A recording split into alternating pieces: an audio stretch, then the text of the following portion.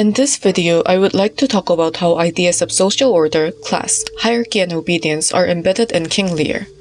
As with any theme dealt by Shakespeare's plays, Shakespeare's attitude towards these ideas is very ambivalent. When considering ambivalence in Shakespeare's plays, it is important to consider the audience, especially the groundlings of the play. There are two opposing views about the role of the groundlings in Shakespeare's audience. Annabel Patterson argues that Shakespeare had the common audience in mind when writing his work, and that he engaged with their voices throughout his career. Refuting the idea of Shakespeare as a feudal propagandist who despised the groundlings and wrote for the nobility, Patterson stresses that Shakespeare was a popular playwright, whose works were received by the populace. According to Patterson, at least 95% of the population, the commons, were excluded by law and practice from any voice in the major affairs of the state.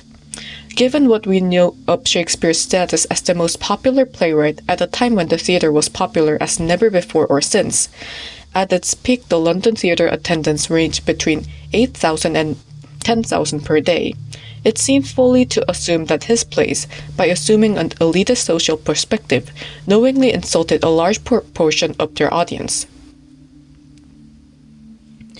On the other hand, Richard Wilson argues that the idealization of the globe as the cradle of Anglo-Saxon democracy, where people of all classes mix together, is a myth to support the status of Shakespeare as the national poet who appealed to all classes and wrote for democracy, and not for an age, but for all time. Wilson claims that this concept of the globe's heterogeneity is fixed and taught in schools, but is far from the reality of the globe. Instead, he states that the middle-class character of the globe's audience should not be forgotten. Wilson states, on the only occasion when a poll was taken of Shakespeare's audience, when the police raided the globe in 1602, the theater was full of lawyers and their clerks, country gentlemen that had lawsuits, knights, the queen's men, and even earls.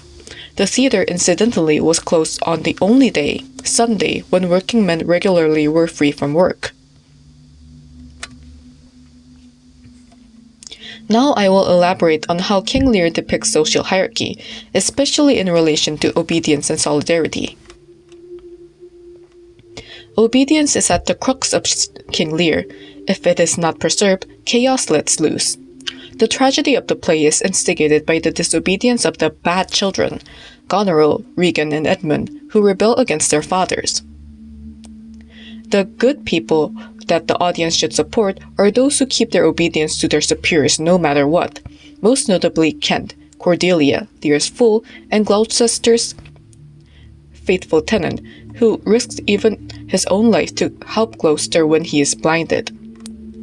However, some scenes in the play suggest that being obedient to one's superior is not always the right thing to do. When Cornwall blinds Gloucester, despite being Cornwall's servant and a peasant, as Regan exclaims, Cornwall's servant defies Cornwall and wounds him. Although the first servant dies almost instantly at the hands of Regan, he demonstrates that not only noblemen but also servants can be agents of justice. The second and third servants also decide to help Gloucester instead of assisting Cornwall, their master, by getting Tom the Bedlam beggar to lead Gloucester and getting white subex for Gloucester's face. Instead of blindly following orders, the servants have the agency to decide whom to support and what to do, and they provide the hospitality that their master failed to provide to Gloucester. Moreover, Edgar's defeating of Oswald is interesting, as while Edgar is a nobleman in reality, he is dressed as a peasant and looks like a person of lower class compared to Oswald.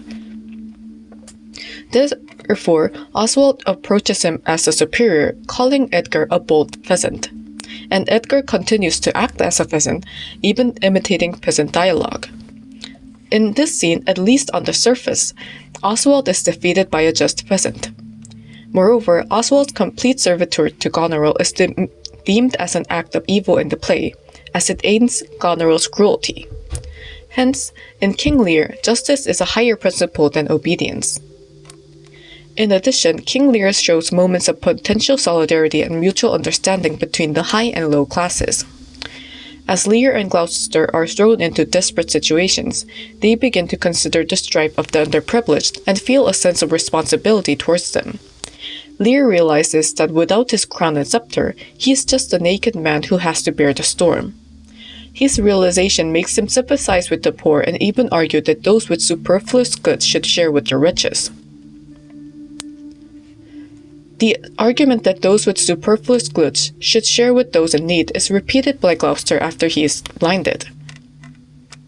These are not simply vacant words, as Lear and Gloucester take the lead in sharing what they have. Lear shares his space with the fool, Caius, and Tom the Bedlam beggar in the storm, and Gloucester offers Tom the Bedlam beggar his purse. However, it is unclear whether Lear and Gloucester's words are meant to be taken as serious pleas by the audience. Lear slowly loses his sanity in the storm, and Gloucester is suicidal when he is offered assistance by Tom the beggar. This is the end of my video. Thank you for your attention.